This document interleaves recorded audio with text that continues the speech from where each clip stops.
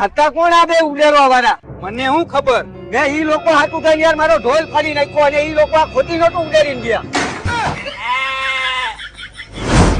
એક જાનની તો પથારી ફેરવી નાખી. હાલ ભાઈ હવે બીજી શેરીમાં વગાડ.